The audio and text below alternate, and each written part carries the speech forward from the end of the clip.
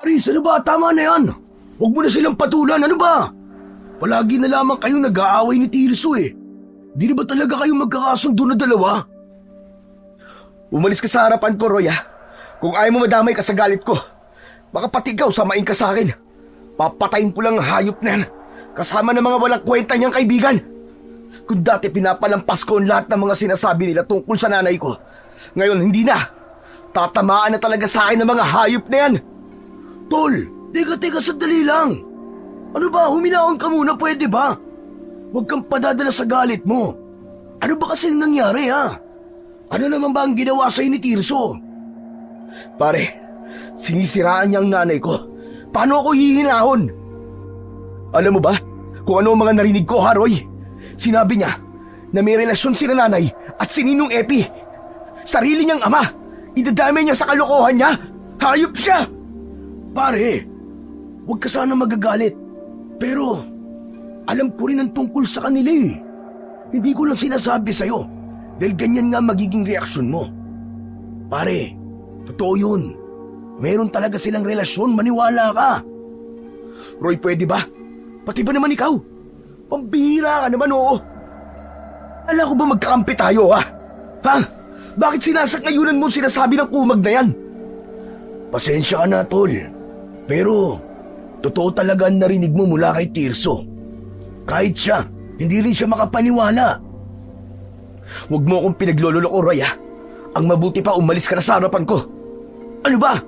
Tapi sabi!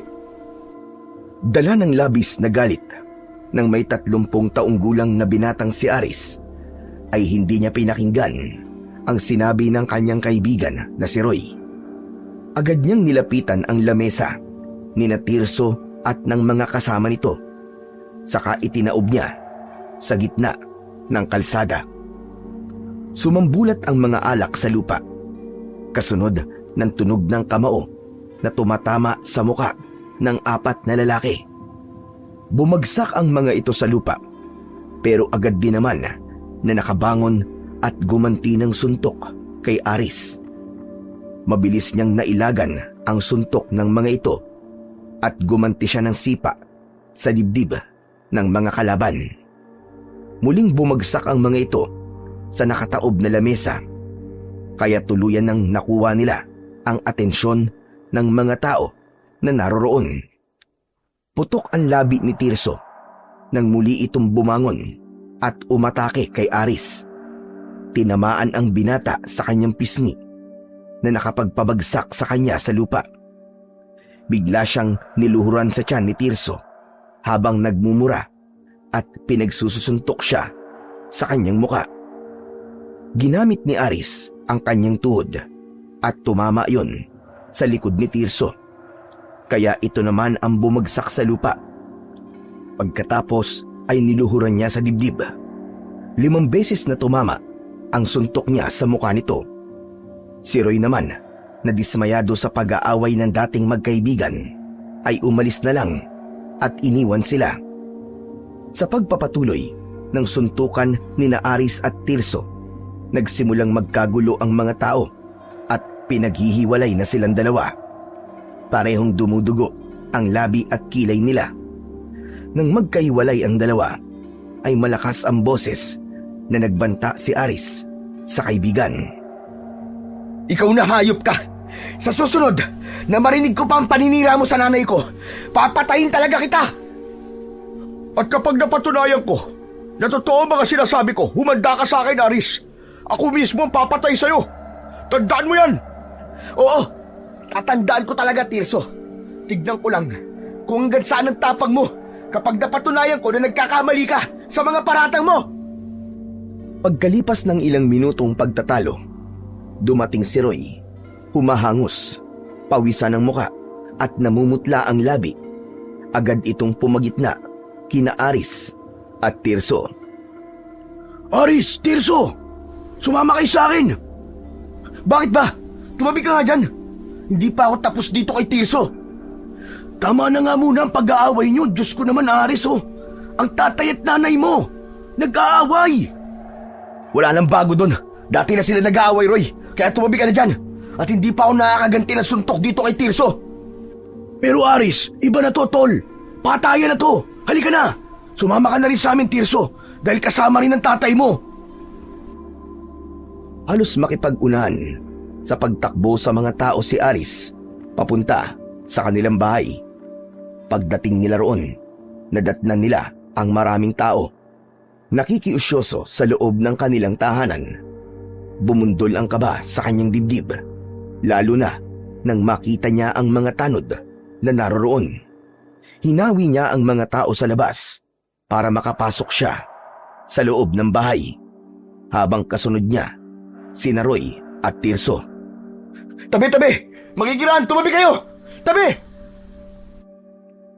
Dumiretso si Aris sa loob ng silid ng kanyang mga magulang. Pakiramdam niya ay binuhusan siya ng malamig na tubig nang tumambad sa kanyang paningin ang 3 bangkay. Sina Mang Ipe, na tatay ni Tirso, at ang kanyang mga magulang na sina Aling Delia at Mang Molo. Nakahiga ang mga ito sa nag-iisang katre, duguan at pare-parehong nakadilat ang mga mata. Walang saplot sa katawan ang kanyang ina at tatay ni Tirso. Yun ang patunay na may relasyon nga talaga ang dalawa. Biglang nanginig ang mga kamay ni Aris. Hindi siya halos makapaniwala. Si Tirso naman ay lumapit ng tuluyan sa ama nito. Naluluwa ang mga mata at bumakas ang galit sa anyo. Maya-maya pa ay lumapit sa kanila si Lolo Igme, ang albularyo sa kanilang baryo. Ipinaliwanag nito kung ano ang nangyari sa kanilang mga magulang. Dahuli ni Bolo na nakikipagtalik si Delia kay Ipe. Kaya nagpag-abot silang dalawa. Aksidenteng nataga ni Bolo ang nanay mo, Aris. Gumanti naman si Ipe ng saksak kay Bolo. At doon na naganap ang pagpapalitan nila ng saksak at taga. Hindi namin sila naawat dahil pareho silang may sandata. Sa bilis na mga pagyayari, wala na rin ako nagawa para gamutin sila. Wala na silang pulso nang umakyat ako rito. Nakatungong pahayag ni Lolo Igme, habang si Aris titig na titig sa katawan ng kanyang mga magulang. Si Tirso naman, na hindi napigilan ang sarili, ay biglang lumapit kay Aris at kwinelyuhan siya nito sa damit. O ano? Nakita mo na? Anong masasabi mo ngayon? Ano? Magsalita ka! Kung nakinig ka lang sana sa akin kanina, hindi sila mamamatay. Kasalanan mo to. Kasalanan mo to! Wala akong kasalanan, Tirso. Ang tatay mo sumira sa pagsasama ng mga magulang ko. Kaya bakit parang ako pa ang sinisisi mo, ha? Kung tutuusin, ang tatay mo talagang may kasalanan dito. Kaya wag mong ibaling sa akin ang sisi. Aris, Tirso, pwede ba tama na yan? Tama na yan, ano ba kayong dalawa? Pareho kayong nawalan ng mahal sa buhay. Kaya wag na kayong magsisihan. Pambihira kayong dalawa, oo. Wala na rin naman magbabago eh. Wala na. Patay na sila. Oo, patay na sila, Roy. Pero dalawang nawala sa akin. Kaya kulang pa ang nawala kay Tirso. Ang dapat sa kanya, sumunod na rin sa walang kwenta niyang ama. Hindi na napigilan pa ni Aris ang bugso ng kanyang damdamin. Agad niyang sinuntok sa muka si Tirso. Gumanti rin ito ng suntok sa kanya, ngunit nakailag siya at ang tinamaan ay si Roy. Nasapo ni Roy ang panga na tinamaan ng suntok at galit na nagsalita. Anak ng putya naman, oo. Pati ba naman ako nadadamay sa mga kalokohan yung dalawa? Kung gusto niyo magpatayan, sige. Tuk kayo sa labas. Total, ayaw niyo rin naman magpaawat eh. Sige na, sa labas niyo iraos ang galit niyo at pabayaan niyo na lamang na nakatihaya ang mga magulang niyo sa katre na yan habang pinagpipiesta ng mga chismoso at chismosa ang kanilang mga bangkay. Sige, magpatayan na kayo. O ano, magpatayan kayo. Bakit kayo tumigil? Magsuntukan na ulit kayo. Total, matatapang kayo, di ba? Huwag kayong magluksa para sa mga magulang nyo. Ano? Sige! Tila natauhan ang dalawa sa mga sinabing yun ni Roy, kaya sabay silang nagbaba ng mga kamao na nakatutok sa muka ng bawat isa. Maya-maya pa ay nagsalita na uli si Lolo Igme.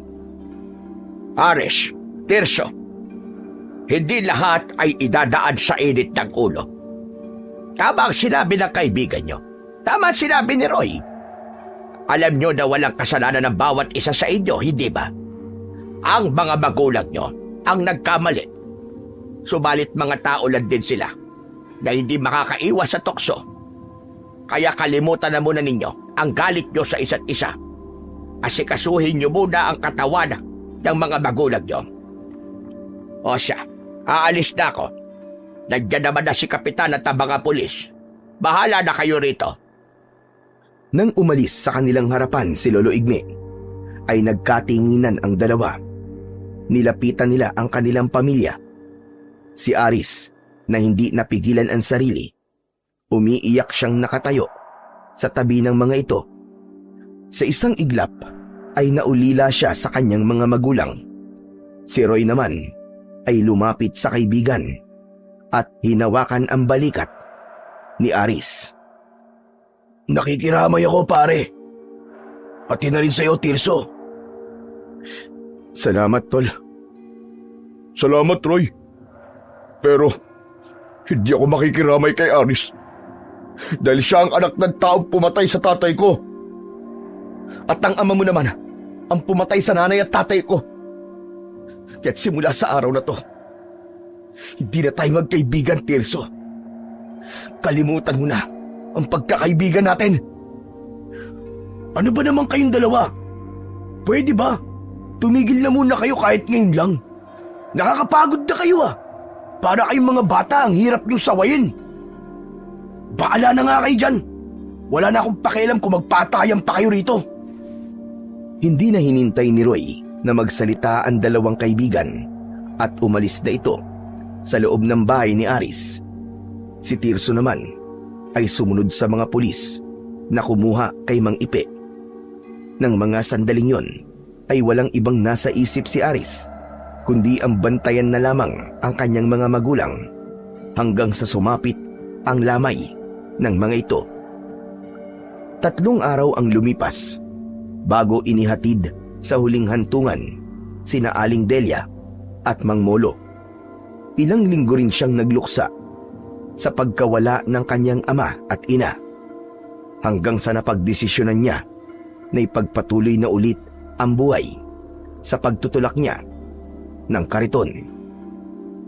Mangangalakal ng bakal at bote si Aris. Ibinibenta niya ang mga yon sa ina ni Tirso na si Aling Corina. Hindi niya alam kung sa kabila ng mga nangyari sa mga magulang niya ay tatanggapin pa nito ang mga kalakal niya. Ilang sandali pa ang lumipas habang nagtutulak ng kariton ay napadaan si Aris sa tapat ng poso ng tubig kung saan ay marami ang nakapilang mga timba. Habang ang taga-bomba naman sa poso ay ang kaibigan niya na si Roy. Lalapitan niya sana ang kaibigan nang dumating ang pangkat ni Tirso. Pinagsisisipa nito ang mga nakaharang na timba sa unahan ng pila. Nasa likod nito ang 2 kasamahan na may dala na tig-2 timba. Magmula nang mamatay ang ama nito, ay naging siga na ito sa kanilang lugar. Palagi na itong pinagsisimulan ng gulo. Sa una, ay hindi niya ito pinakikialaman. Pero nang makita niya na nananakit na ito ng ibang tao, ay hindi na siya nakatiis. Nilapitan niya si Tirso. Pare, ano bang ginagawa mo ha? Huwag mo akong matawag-tawag na pare ah. Hindi kita kumpare. Nang mamatay ang ama ko, pinutol ko na rin ang ugnayan natin sa isa't isa. Di ba? Nanggaling din yun sa mismong bibig mo. Kaya huwag mo akong pinakikailaman. Umalis ka sa daraanan ko kung ayaw mo samain sa akin. Magmula nang mamatay ang tatay mo, nagkaganyan ka na, Tirso. Dinaig mo pa ako na namatayan ng mga magulang. Kung umasta ka, parang ikaw lang ang apektado ah. Baka nakakalimutan mo, 2 nawala sa akin. Samantalang sa'yo, 1 lang. Maawa ka naman sana sa mga taong ginugulo mo. Kahit 1 o 2, pareho lang ang sakit nun. Saka ang mga taong to, hindi sila dapat kaawaan. Wala naman silang nagawa nung nagpatayan ng mga magulang natin, di ba? Sa halip, pinagpiestahan lang nilang lahat ang buhay natin. Kaya para sa akin, ang dapat sa kanila pahirapan din. Huwag silang bibigyan ng katahimikan sa buhay. Wala silang kasalanan, Tirso. At wala kang karapatan na gawin sa kanila ang mga sinasabi mo. Ang totoong may kasalanan sa lahat ng mga nangyari sa kanila ay ang ama mo. Isa pa, bakit pati mga timba ay pinagdidiskitahan mo? Hindi mo ba alam na marami ang umaasa sa tubig na ilalagay sa mga timba na yan, ha? Pakailan mo ba? Bakit ba, ha? Timba mo ba at sinisipa ko? Hindi naman, di ba? Yun na nga ang hirap sa'yo, Tirso eh. Timbalang na mga taong walang kalaban-laban ang kaya mong sipain. Bakit hindi na lang akong sipain mo nang makita mo ang hinahanap mo? Dahil sa tensyon, sa palitan ng pagtatalo ni na Aris at Tirso, napilitan na naman si Roy na pumagitna sa dalawa. Oh, ano na naman ba to? Tumigil na nga kayo. Magsisimula na naman ba kayong dalawa ng away? Tigilan mo ako, Roy, ha? Nakita mong ginagawa ng hayop na to, di ba? Huwag ka magbulag-bulagan sa lahat ng ginagawa ng kumag na to. Ano sabi mo? Tinawag mo akong kumag? Bakit? Ano bang gusto mong itawag ko sa'yo, ha? Tirsong kumag? O ba't talagang gusto mo ng away, ha? Tirso, binabalaan kita. Kung gusto mong tumagal sa baryong to, pumila ka ng maayos. Magpakatino ka. At kung naghahamon ka ng away, pues, pagbibigyan kita. Hinding-hindi kita uurungan. Ay nako, ano ba yan? Ba't ba ang hilig yung dalawa sa away, ha? Ang hilig yung makialam sa isa't isa eh. Hindi naman sana ako makikialam, Roy eh. Kaya lang, ang sakit sa mata ng mga pinaggagawa ng lintik na to eh. Ang gusto niya ay mauna sa pag-iigib ng tubig. Pagsabihan mo ang kaibigan mo nang magtinuyang hayop na yan. Eh mainit eh. Gusto ko na maligo eh. Ikaw lahat na lang pinakikialaman mo eh, no? Saka ano sabi mo? Magpakatino ako? Huh. Eh paano kung gusto ko palagi ng away? Ha? Papalag ka ba? Hindi na sinagot ni Aris ang tanong na yon ni Tirso. Lumipad na kagad ang kamao niya sa mukha nito. Muling sumiklab ang labanan sa pagitan ng dalawa. Matira ang matibay. Bawat isang suntok ni Aris, may ganti rin na isang suntok mula kay Tirso. Si Roy naman, na napuno na sa dalawa, ay hinayaan na lamang nitong magsuntukan ang dating magkaibigan.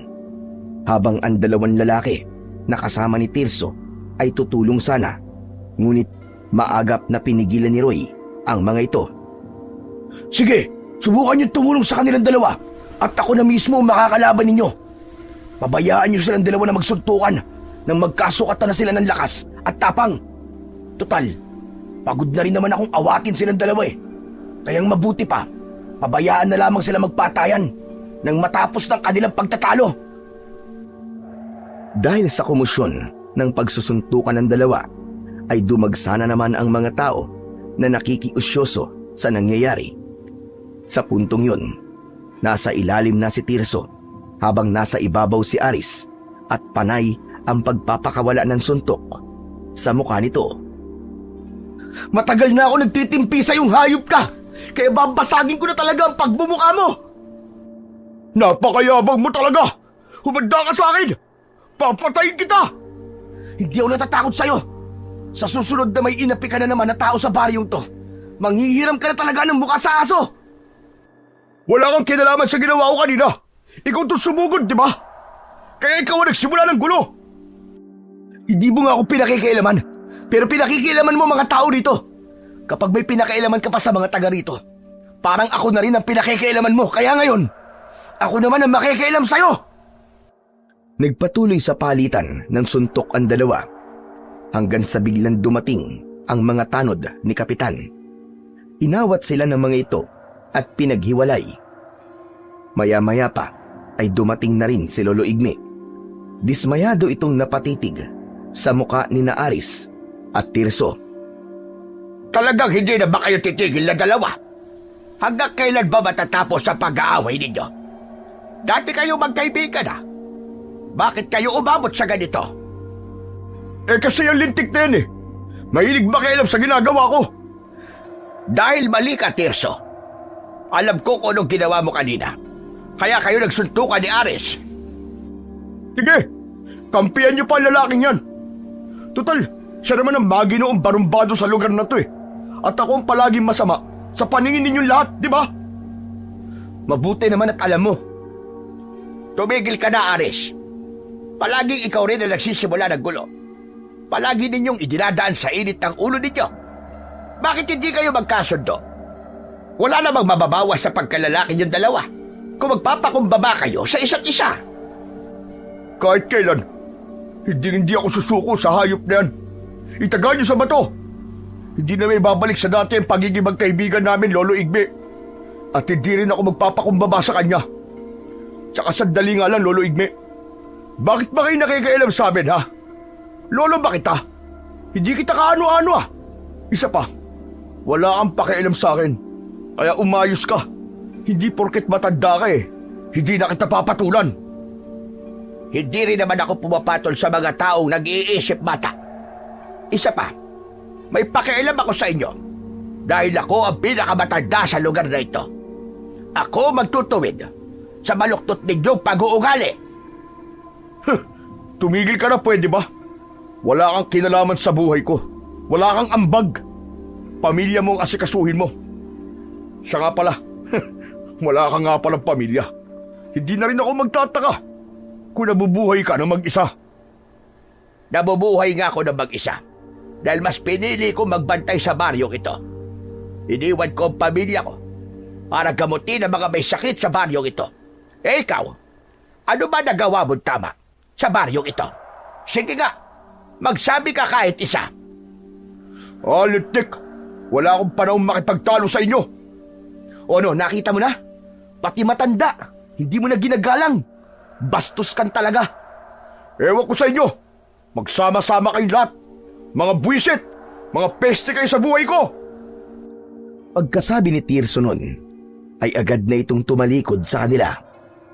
Kasama ang dalawa nitong kaibigan. Naiwan sina Roy, Aris at Lolo Igme na nagkatinginan sa isa't isa. Iiling-iling ang matanda na umalis sa lugar na yon, kasama ang mga taong nakikiusyoso. Si Aris naman, pinunasan ang dugong umaagos sa kanyang labi. Ano? Masaya ka bang nairaos ang galit mo, ha, Aris? Sabihin mo. Isa ka pa. Nakita mo na kaninang ginawa ni Tirso eh. Pero wala kang ginawa. Hindi ko alam kung kaibigan pa ba kita eh. Ni hindi mo man lang inawat si Tirso. Kawawa naman ang mga tao na nakapila kanina. Nasira pa tuloy ang kanilang timba. Alam mo, ikaw na yata ang kilala kong barumbado na mahilig tumulong sa kapwa. Nasaan ba ang kariton mo? Marami ka na bang nakuwang kalakal? Pag-iiba ni Roy ng usapan para hindi mabaling sa kanya ang galit ng kaibigan. Wala pa ako nakukuhang kalakal. Nawala na pati ako ng gana. Nakakainis talagang buhay to, oo. Buisit. Teka, oo nga pala. May iba ako ng usapan, Aris. Alam mo na ba yung balita? Si Tirso kasi, hindi pa rin niya alam eh. Ano ba yung balitang sinasabi mo? Pare, huwag ka mabibigla ah. Ang puntod kasi ng mga magulang mo. Natagpuan namin na butas at nawawala ang kanilang katawan sa loob ng kanilang ataol. Ano ka mo? Sinasabi ko na nga ba't mabibigla ka eh. Teka, ano nangyari? Sinong kumuha sa katawan ng mga magulang ko? Hindi kaya ang hayop na Tirsong yon?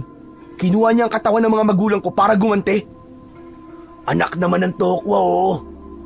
Paano mo naman naisip na si Tirso ang kumuha sa mga magulang mo? Samantalang nawawala rin si Mang Ipe. Nakabukas din ang kanyang ataol. Panigurado na magwawala sa galit si Tirso kapag nalaman niya ang nangyari. Halika Roy, sama mo ako. Gusto kong makita ang puntod nila. Tara! Agad na nagpunta ang magkaibigan sa sementeryo. Pagdating nila roon, ay nadatnan nila si Tirso. Nakatayo sa harap ng puntod ng ama at nakita na rin ito ang nangyari kay Mang Ipe, maging sa mga magulang ni Aris. Naku po, naloko na. Alam na din ni Tirso nangyari kay Mang Ipe. Malalaki ang hakbang na lumapit si Tirso. Pagharap nito sa kanila, ay may luha na ang mga mata nito. Ngunit ang anyo ay may bakas ng galit. Papatayin ko kumuha ng bangkay ni tatay. Kung sino man na may gawa nito, magtago na siya sa saya ng nanay niya. Ang mga hayop, pati mga magulang ko, pinakialaman nila. Diyos ko, masama nga ito. Sino naman kaya ang kukuha sa katawan nila? Anong gagawin nila sa katawan ng mga taong patay na? Nahulog sa malalim na pag-iisip sina Tirso at Aris. Sa unang pagkakataon ay hindi nagtalo ang dalawa. Habang si Roy naman ay nanatiling nakatayo sa pagitan ng dalawa. Maya-maya pa ay muling nagsalita si Roy. Nang matuklasan ko na wala ng katawan nila, si Lolo Igme ang nakita ko nandito kanina. Wala na nga sana akong balak na sabihin sa inyong dalawa ang tungkol dito eh. Kaya lang bilang pamilya nila, karapatan ninyong malaman na nangyari sa kanila. Ang pinagtataka ko lang ay kung ano ang ginagawa ni Lolo Igme sa tapat ng puntod nila. Pagkatapos, hindi pa niya binanggit kanina tungkol dito. Dahil baka iniisip niya na magkakagulo na naman kaming dalawa ni Tirso. Hindi yun ang iniisip ko. Maaaring may alam ang matandang yun sa pagkawala ng kanilang mga bangkay. Kailangan ko siyang makausap. Pupuntahan ko rin siya, Roy. Hindi pwedeng palampasin to. Kahit patay na ang mga magulang ko, wala pa rin karapatan ng sino man na lapastanganin ang kanilang mga katawan.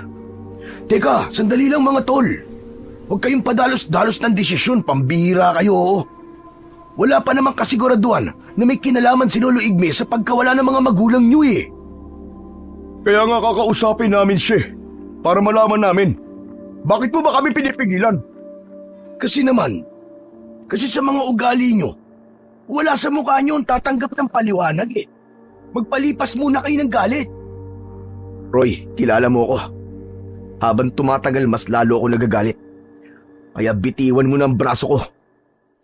Eh kasi naman eh. Ay nako, bahala na nga kayong dalawa. Wala nang ang nagawa si Roy nang sabay na umalis ang kanyang mga kaibigan. Kaya sumunod na lamang siya sa mga ito. Nakatira pa naman ang matanda sa gitna ng kakahuyan. Kaya naglakad pa sila ng ilang minuto bago nila narating ang bahay ng matanda. Pagdating nila roon ay tumambad sa kanilang paningin ang ilang mga sanga ng kahoy at pinatuyong ugat ng mga halamang gamot na nakasabit sa sampayan nito. Dahil galit ay diretso si Tirso na pumasok sa loob ng bahay ni Lolo Igme. Subalit bigla itong napabalik at bumagsak sa lupa na para bang may sumipa kay Tirso. Maya-maya pa ay lumabas si Lolo Igme. Hawak nito ang pamalo na gawa sa uway. Walang sino man ang pinapayagan ko na pumasok sa bahay ko na walang paalam. Lalo na kung hindi man lang marunong magbigay ng respeto sa akin. Ligtig talaga, oo. Ano bang pakialam ko sa patakaran mo dyan sa bahay mo, ha, tanda? Aray, nakakainis. Napalakas ang pagpalo mo sa tiyan ko, ah. Magpasalamat ka at yan lamang ang ginawa ko sa'yo. Ano bang kailangan ninyong tatlo at nagpunta kayo rito? Lolo Igme, ang puntod po ng mga magulang namin. May sumira at nawawala ang kanilang katawan. Alam ko, nakita ko. Siguro kaya kayo sumugod dito dahil iniisip nyo na ako may gawa doon sa kanila, tama ba? Sabihin mo na kasi. Alam kong may alam ka sa pagkawala nila. Dahan-dahan na bumangon si Tirso. Bakas sa mukha nito ang sakit ng likod at dibdib. Si Aris naman ay titig na titig sa mukha ng matanda. Habang si Roy naman ay nakikinig lamang sa mga ito. Wala akong alam sa mga ibinibintang niyo sa akin. Kaya sige na, makakaalis na kayo. Hindi kami aalis dito hanggat hindi namin nalalaman kung sino ang kumuha sa kanila. Bakit po nawala mga magulang ko, Lolo Igme? Sumagot po kayo. May kumuha sa kanila. Ganun lang kasimple. At hindi ko alam kung sino ang kumuha sa kanila. Kaya't wag niyo na akong tatanungin. Siguro, kaya hindi niyo po kami pinapapasok dyan sa bahay niyo ay dahil itinatago mo ang bangkay ng mga magulang ko dyan sa loob. At ano naman na mapapala ko sa katawan ng mga patay na? Ha, Aris? Sabihin mo nga. Abay, malay ko. Kaya nga po nagtatanong kami sa inyo dahil kayo ang huling nakita na nandun sa harap ng puntod nila.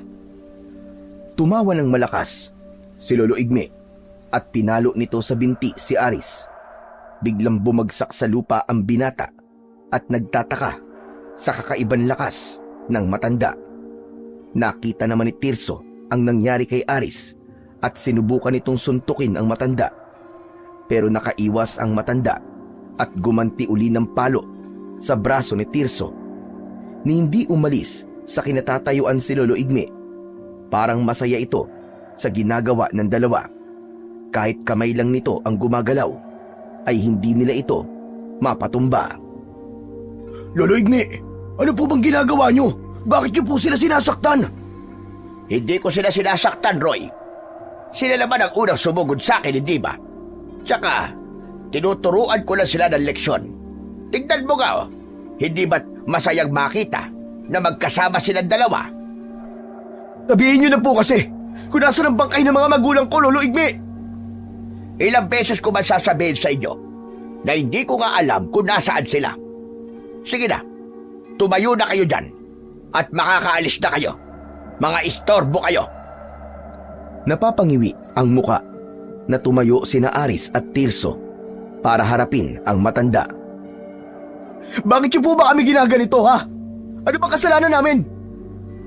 Oo nga, bakit kailangan niyo pa kami saktan? At saka, kung hindi po kayo kumuha sa mga bangkay, sinong gagawa nun sa kanila, Lolo Igme? Pasensya na, pero wala akong sasabihin sa inyo. Hindi pa ito ang tamang oras para malaman nyo kung sino ang kumuha sa kanila. Pero binibigyan ko kayo ng pagkakataon na mahanap sila. Sa isang kondisyon, kapag malakas na ang loob nyo na lumaban at may sapat na kayong sandata, bumalik kayo rito at saka ko ipapaliwalag sa inyo kung bakit. Teka, pambihira naman, oo. Bakit naman po hindi niyo pa sabihin? Bakit kailangan niyo pa kaming pahirapan? Masasagot ko lang ang tanong ninyo. Kapag malakas na ang loob nyo at kaya nyo nang lumaban sa akin, maliban na lamang kung kayo mismo makakatuklas kung sino ang kumuha ng mga pamilya ninyo. Hala, sige na. Masyado ko napagod kanina. Kailangan ko na magpahinga. Hindi na hinintay ni Lolo Igme na magsalita pa ang tatlo. Tinalikuran na sila nito at pumasok sa maliit nitong kubo. Isinara nitong mabuti ang pinto at naiwan naman ang tatlo na nahulog sa malalim na pag-iisip. Si Tirso ang unang bumasag sa katahimikan. Gagawa ko ng paraan para makahanap ng sandata na makakatalo kay Lolo Igme. Kung kinakailangan magnakaw ako para makabili ng baril, gagawin ko. Mahanap ko lang ang katawan ng tatay ko. Tirso, hindi mo pwedeng gawin yan. Baka may plano si Lolo Igme, kaya hindi niya sinabi kung nasan si Mang Ipe. Kahit na, halata naman na may tinatago siya sa atin eh. Isa pa, hindi ko kailangan ng opinyon mo. Hindi mo ako mapipigilan, Roy. At ikaw, Aris, ano, sasama ka ba sa akin? Magnanakaw ako para bumili ng baril. Hindi ako sasama sa iyo, Tirso. Kaya wag mo na akong idamay dyan sa kalokohan mo. Hindi rin kita pipigilan sa binabalak mong gawin. Dahil wala naman akong pakialam sa'yo. Kung ayaw mo, di wag. Basta ako, gagawin ko to para sa tatay ko.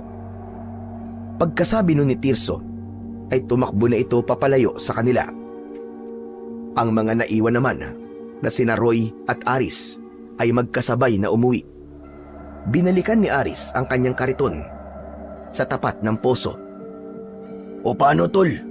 Maiwan na kita rito, ha? Marami pa akong gagawin eh. Huwag mong masyadong damdamin ang pagkawala ng mga magulang mo. Sa halip, umisip ka ng ibang paraan para mahanap sila. Samantalain mo ang pagtutulak mo ng kariton. Malay mo, kapag naglakad-lakad ka, ay meron palang ibang nakakita sa nangyari sa kanila.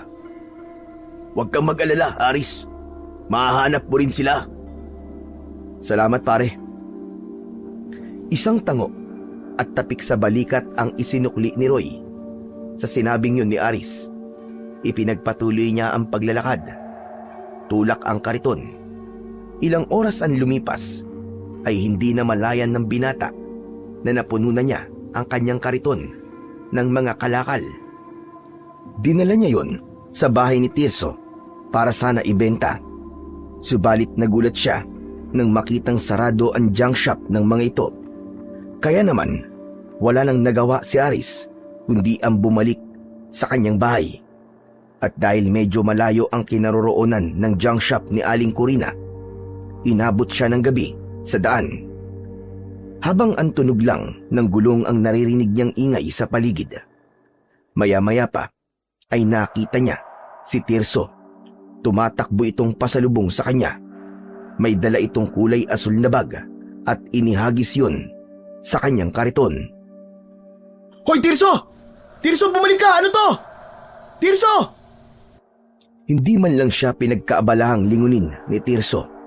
Sa halip ay dire-diretso ito sa pagtakbo, papalayo sa kanya. Para bang may humahabol dito. Kaya naman, wala nang nagawa si Aris kundi tignan ang bag sa kariton. Hinawakan niya yon at kinalog.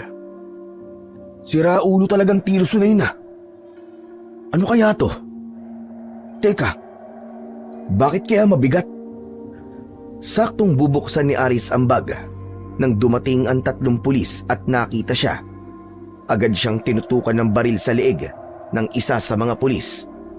Habang ang 2 naman itong kasama ay hinawakan siya sa tigkabilaan niyang braso at sinabi na hinuhuli siya sa salang pagnanakaw sa isang negosyanteng babae. Kasabwat daw siya ng tumakbong lalaki kanina. Kaya alam na ni Aris kung sino ang tinutukoy ng mga ito. Kaya't pilit siya na nagpumiglas. Sir! Hindi po akin yan, sir! Yung kariton akin po, pero yung bag, hindi po sa akin yan! Kahit na anong gawin na paliwanag ni Aris sa mga pulis na humuhuli sa kanya, ay hindi maniwala ang mga ito. Lalo na ang pulis na may hawak sa kanyang damit at nagtutok ng baril sa kanyang muka. Sinabi ng lalaki na lumang tugtugin na raw ang kanyang dahilan. Alam na raw nito ang ganung mga palusot. Sir! Sir naman, pakinggan niyo naman po ako! Bakit hindi ang tunay na kriminal ang huliin ninyo? Namumulot lang naman ako ng basura eh. Nangangalakal lang po ako, sir. Hindi po ako magnanakaw. Ito nga po ang karton ko. Maniwala kayo. Talagang inihagis lang po sa akin yan. Wala po talaga akong alam dyan, sir. Habang nagpapaliwanag si Aris sa isang pulis, ay panay na ang tulak ng mga ito sa kanya. Dala ng labis na galit ng pulis, ay ipinataas pa sa kanya ang 2 niyang kamay at sa presinto na raw siya magpaliwanag. At kung magmamatigas pa raw siya, ay mapipilitan daw ang mga ito na paputukan siya. Wala siyang mahingian ng tulong para ipagtanggol siya sa mga pulis dahil gabi na ng mga oras na yon. Isa lang ang tumatakbo sa kanyang isip. Yun ay kung paano siya makakatakas sa mga pulis.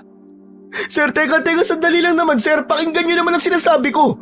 Wala po talaga akong alam sa pagnanakaw na yan, sir. Marangal po ako naghahanap buhay. Hindi po ako nananamantala ng ibang tao, sir. Imbis na pakinggan ng mga pulis si Aris, ay sinipa siya nito sa likod. Dahilan upang mapabilis ang paghakbang niya. Ngunit biglang nagbago ang simoy ng hangin na para bang nabubulok na karne ng hayop. Nagpalinga-linga ang mga pulis sa paligid dahil patindi ng patindi ang baho na kanilang naaamoy. Ilang sandali pa ay biglang napatigil sa paglalakad ang mga ito. Sa unahan ng kanilang daan ay nakatayo ang isang nilalang. Nakangisi itong umaangil habang ang balikat ay taas-baba na parabang hinahabol ang sariling hininga. Sumigaw ang isang pulis sa unahan para tanungin kung sino ito. Subalit bigla na lamang itong tumalon ng mataas. Sakto ang pagbagsak nito sa mga pulis na nasa unahan ng kanilang daan. Mula sa kanilang harapan ay kitang-kita nila ang nilalang na ibinuka ng malaki ang bibig nito. Kasya ang ulo ng tao, sabay kagat sa ulo ng pulis. Nilunok nito ng buo ang pulis, saka tumingala sa langit. Nanlaki ang mga mata ni Aris nang bumagsak sa lupa ang pugot na katawan ng pulis, habang nagkikikisay at bumubulwak ang dugo. Sa takot ng dalawang natitirang pulis, pinaputukan ng mga ito ang halimaw, ngunit hindi tinatablan ng bala ang katawan ng aswang. Kaya wala nang inaksayang oras si Aris. Mabilis siyang tumakbo papalayo sa lugar na yon. Diyos ko! Diyos ko po, tulungan niyo po ako! Iligtas niyo po ako sa nilalang na yon! Dahil sa nararamdaman na takot, hindi na nilingon ni Aris ang nilalang na abala sa paglantak sa ulo ng mga pulis. Halos hindi lumapat ang kanyang mga paa sa lupa dahil sa pagmamadali. Sakto na makakasalubong niya si Roy, agad niyang hinila ang kamay nito pabalik sa bahay ni Tirso. Teka, sandali tol! Ano ba nangyayari? Bakit tayo tumatakbo? Huwag ka na magtanong, Roy. Ang mahalaga, makaalis na kagad tayo sa lugar na to. Ayaw pa sanang sumama ni Roy, pero mapilit si Aris. Agad silang tumakbo at tinahak ang daan papunta sa bahay ni Tirso. Pagkalipas ng ilang sandali, narating na nila ang bahay ng kaibigan. Mabuti na lang at nakabukas ang pintuan nito. Walang paalam na pumasok ang dalawa sa loob ng bahay ni Tirso. Nadatnan nila si Tirso na nagmamadali sa pagpalit ng damit. Si Aris na hindi napigilan ng sarili ay bigla na lang sinuntok sa muka si Tirso. Teka, sandali lang, Aris! Ba't mo sinuntok? Oo nga naman, Aris. Bigla mo nalang sinuntok si Tirso. Bakit ba?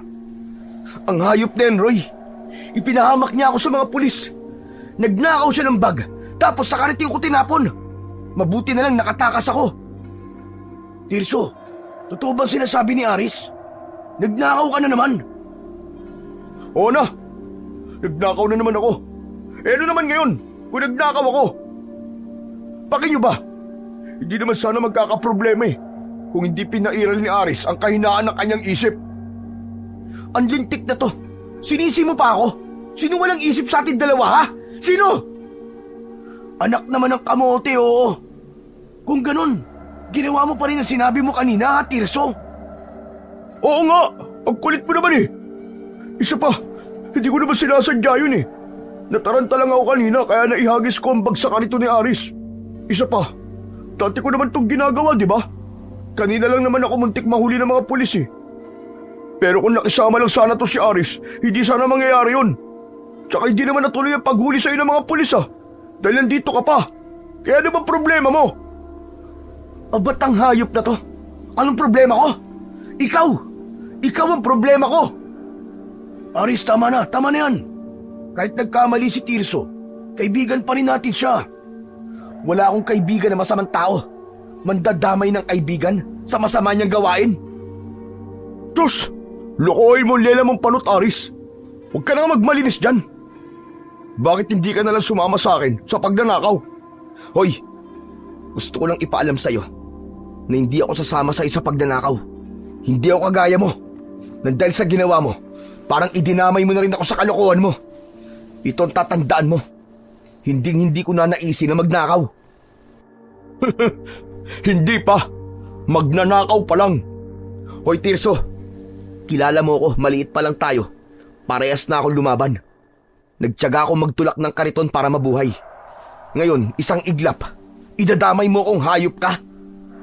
Eh di ba nga, humingi na ako ng pasensya sa'yo kanina. Ano ba bang ipinuputok ng butsi mo ha? Hayop ka. Nang dahil sa'yo, markado na ako ng mga pulis. Paano pa ako magtatrabaho nito? Saan ako kukuha ng makakain ko sa araw-araw? Pagkain? Madali lang yan, Aris. Hindi problema yan. Hoy, kung galing lang din sa nakaw, hindi bali nang magutom ako. Bata pa lang ako. Sinikap ko ng maging marangal. Marangal ba yung nagtutulak ka ng kariton? Kahit na anong trabaho, basta't pinagpawisa mo sa legal na paraan at wala kang tinatapakan na kahit na sino na tao, marangal yun.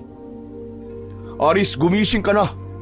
Alam mo, kahit anong hanap buhay ang pasukin mo, kapag nalaman nila na taga rito tayo sa baryong to, na tambakan ng basura, ang tingin nila sa atin ay patapon ng buhay.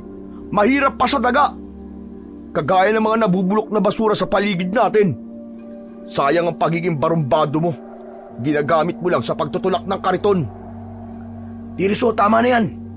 Nagsisimula na naman kayong dalawa eh. Roy, tumabi ka. Ipapamukha ko lang sa tao na yan ang totoong asal hayop. Barumbadong walang kwenta. Oo, tama ka, Tirso. Barumbado nga ako. Pero may kwenta ako, hindi kagaya mo.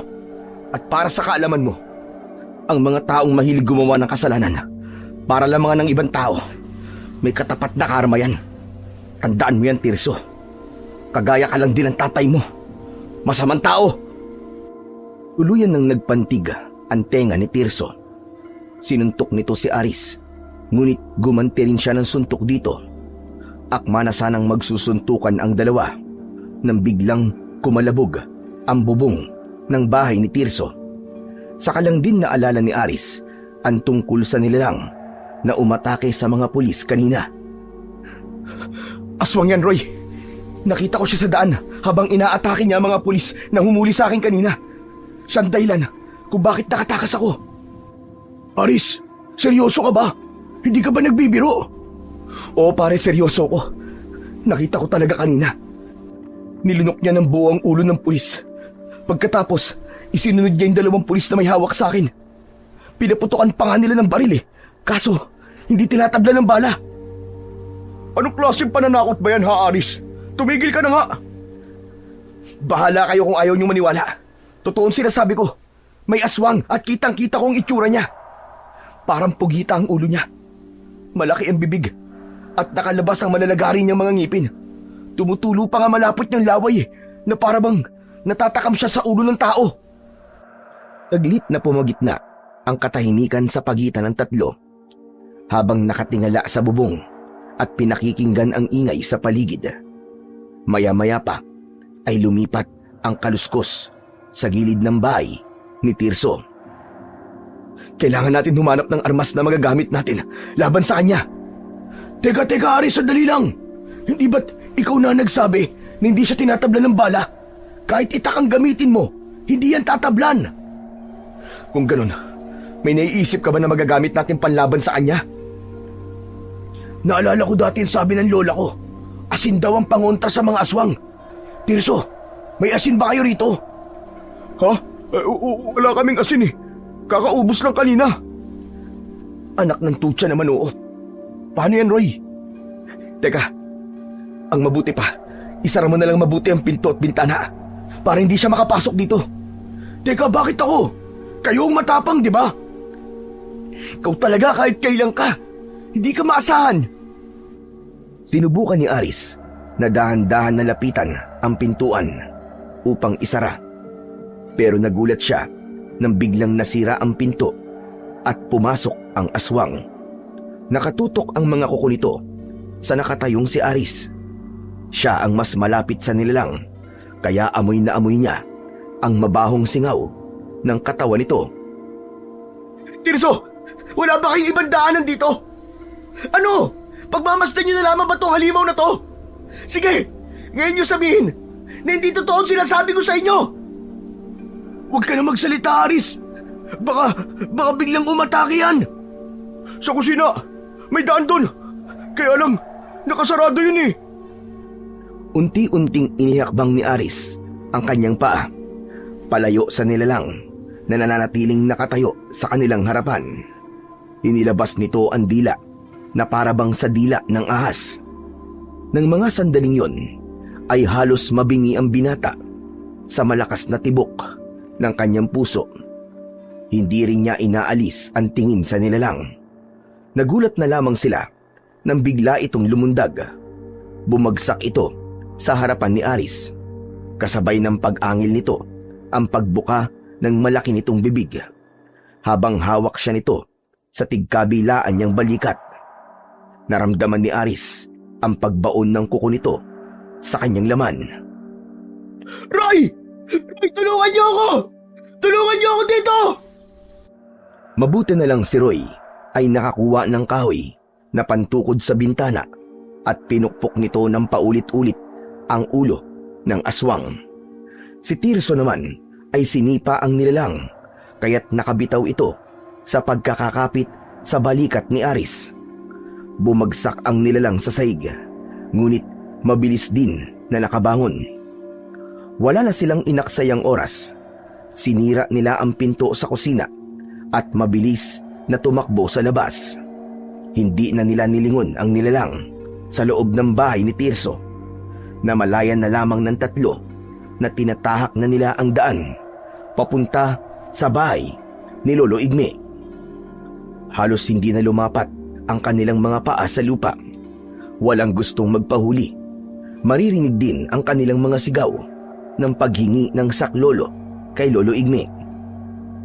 Nakahinga lamang sila ng maluwag nang makita ang bahay ng matanda. Ngunit napansin nila na nakatayo na si Lolo Igme sa may pintuan at nakataas ang kamay nito na may hawak na pana. Sa una ay inakala ng tatlo na sila ang patatamaan nito. Lolo Igme, kami to! Tulungan niyo po kami! May humahabol po sa amin! Tulungan niyo kami, Lolo Igme! Yumuko kayo at patatamaan ko ng palaso ang halimaw na humahabol sa inyo! Sabay-sabay na yumuko ang tatlong magkakaibigan at lumipad ang palaso. Narinig nila ang malakas na pagsigaw ng aswang sa kanilang likuran. Kaya naman, habang nakayuko, ay sinulyapan nila ang nilalang. Hindi sila makapaniwala na napabagsak ni Lolo Igme ang aswang. Nilapitan ito ng matanda, saka binunot ang palaso na nakabaon sa mismong noo ng halimaw. Marami pa ang ganyan sa lugar na ito, kaya mag-iingat kayo. Siguro naman, alam nyo na rin kung sino ang kumuha sa mga magulang ninyo. Nasa harapan na ninyo ang kasagutan. Kaya lang naman hindi ko kagad sinabi sa inyo, dahil hindi kayo maniniwala sa akin. Isa pa, sa ugali ninyong yan, natitiyak ko na basta na lamang kayong susugod at hahanapin sila. Ang bihira. Kailangan po ba munang pagdaanan namin ng ganito bago namin malaman kung sino ang kumuha sa mga magulang namin? Wala pa kayo sa kalahatian ng hukbo ng mga nilalang na yan. Kaya kung mahina ang loob nyo, ay hayaan nyo na lang ang mga magulang nyo sa pinuno ng mga aswang. Teka, sandali lang po. Ano ba klaseng nilalang ang aswang niyan, Lolo Igme? Yan ang aswang na tinatawag na gabunan. Isang nilalang na may malakas na proteksyon laban sa matatalim na sandata. Subalit ang nilalang na yan ay alagad lamang ng pinakapinuno ng mga aswang. Pagmasdan nyo kung ano mangyayari sa kanya pagkatapos ko siyang tamaan ng palaso. Matyagang pinagmasdan ng tatlo ang katawan ng naturang gabunan. Unti-unti itong natunaw hanggang sa maging kulay itim na likido. Teka lang, Lolo Igme. Ang buong akala ko po, kapag namatay ang aswang sa matalim na sandata, masusunog ng apoy ang katawan nila. Tsaka, nakita po ni Aris na hindi sila tinatabla ng bala.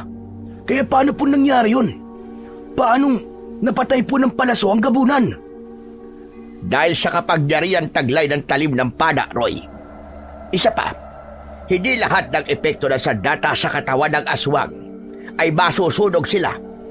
Iba ang mga gabunan sa lahat. Siya nga pala, mabuti pa, pumasok na muna tayo sa loob ng bahay. Doon na lamang tayo mag-usap. Hahakbang sana si Aris nang biglang sumakit ang sugat niya sa kanyang balikat. Agad na napansin ni Lolo Igme ang biglang pagbaluktot ni Aris, habang ang dalawa naman ay nauna nang pumasok sa loob ng bahay ng matanda. Naku po, Diyos ko, Aris. Sugat ba yan na nanggaling sa kuko ng gabunan? Opo, Lolo Igme. Ay siya, bilisan mo, Aris. Pumasok na tayo sa loob. Magmadali ka.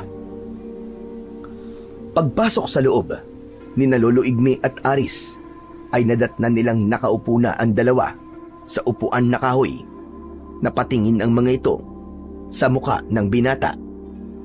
Roy, siguraduhin mo muna na maigpit mong isinarado ang pinto at mga bintana. Halika rito, Aris. Maupo ka rito sa bangko. Dumudugo ang sugat mo sa balikat. Kailangan magamot kagad yan. Nanghihina na napaupo sa bangko si Aris, habang hawak pa rin ang balikat.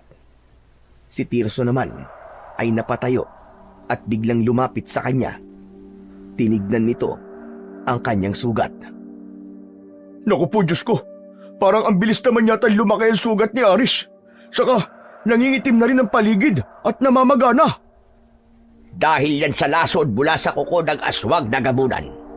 Ang kailangan ay mapigilan ang pagkalat ng lason. Saglit na umalis ang matanda at lumapit ito sa kanyang aparador. Kinuha nito ang isang garapon na puno ng maliliit na ugat ng halaman, saka inilapag sa ibabaw ng lamesa. Lolo Igme, ano po ba ang laman ng garapon? Ito ang pinagbabara ng kabal. Isang langis na gawa sa diyog. Naiisa lang ang mata. Huwag kang mag-alala. May bisa ito na makatatanggal ng lason sa sugat mo. Teka, sandali lang po. Baka lalo po lumala ang sugat ko, ha? Isa kong albularyo, Aris. Kaya alam ko ang ginagawa ko. Aris, magtiwala ka na lamang kay Lolo Igme. Narinig ko na rin ang tungkol sa kabal. Kaya alam kong gagaling ka sa gamot na yan. Mawalang galang na po. Ano po ba yung kabal, Lolo Igme? Ang kabal ay isang pangkalahatang proteksyon na ang ibig sabihin ay kunat. Ang pinagbabara nito ay magagamit laban sa masasamang elemento, katulad ng palaso na pumatay sa gabunan kanina. Kung minsan naman, ito ay ginagawang kwintas o itinathali sa bewang. Habang nagsasalita, si Lolo Igme ay binuksan nito ang takip ng garapon. May maliit na kahoy na nakalagay sa loob na siyang ginamit ng matanda para maglagay ng langis sa palad nito. Saka idinampi sa sugat ni Aris. Sa una ay naramdaman ni Aris na medyo umiinit yon. Ngunit hindi nagtagal ay nawala ang pananakit ng kanyang sugat at nagbago ang kanyang pakiramdam. Dito na muna kayo magpalipas ng gabi. Masyadong delikado kung uuwi pa kayo sa inyo. Hanggang ngayon po, ay di pa rin ako makapaniwalang may mga aswang na gabunan sa baryo natin. Matagal nang may mga gabunan sa baryong ito, Tirso.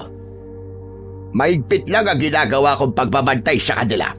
Ngunit ngayon, nararamdaman ko na lumalakas sa kanilang puwersa. Kaya marami na ang nakakalusot sa akin. Lolo, ano pong ibig niyong sabihin? Bukod sa pagiging albularyo, ay isa rin akong manunugis ng gabunan.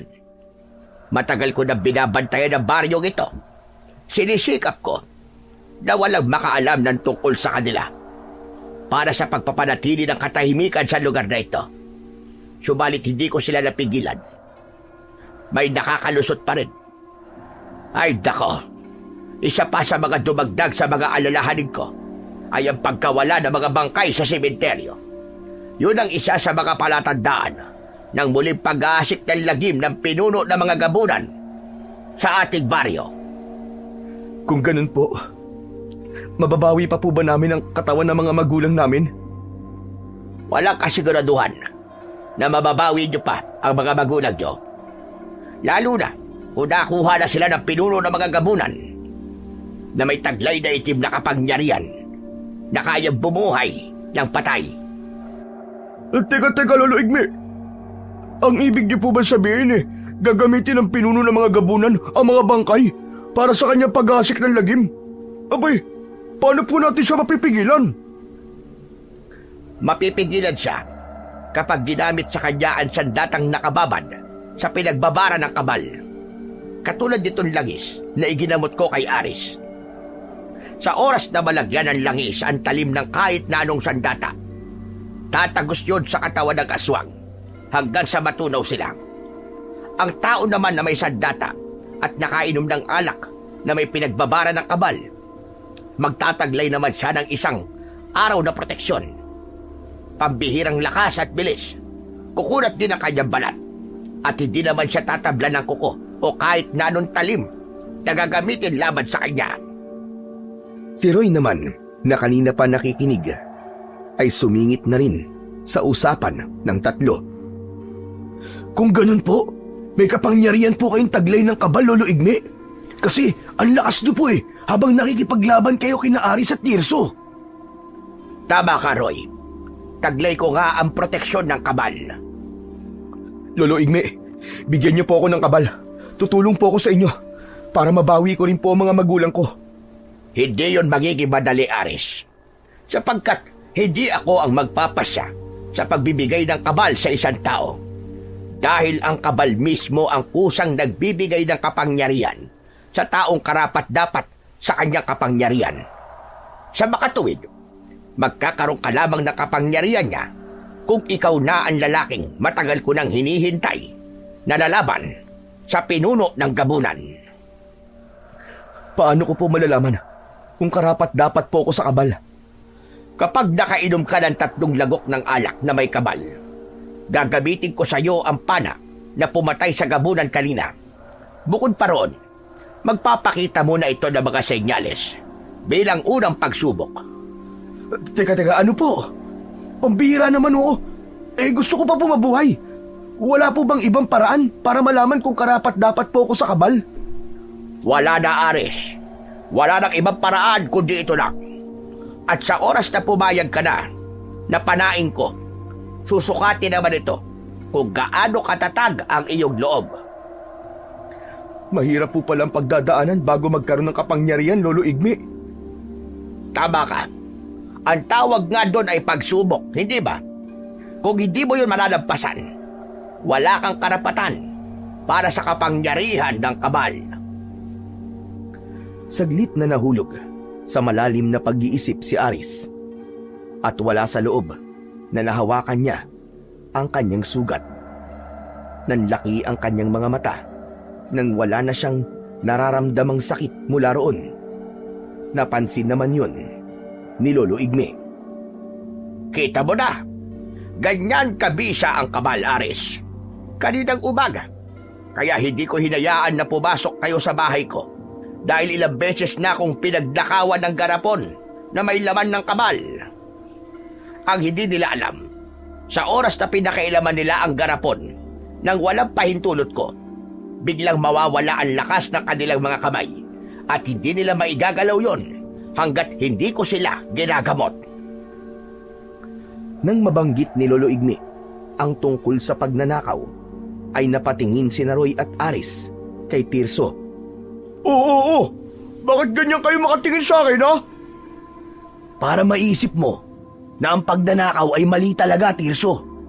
Paano kung ang napagnakawan mo ng pera kanina ay may kakayahan na katulad ng kay Lolo Igme? Hiyari ka talaga pag nagkataon. Mawawalan ka talaga ng kamay. Totoo yan, Roy. Maswerte ka, Tirso, at walang alam sa mga ganitong bagay ang mga nabibiktima mo. Nako, pag nagkataon talaga, Tirso, at binalas-malas ka pa, patay ka talaga, bata ka.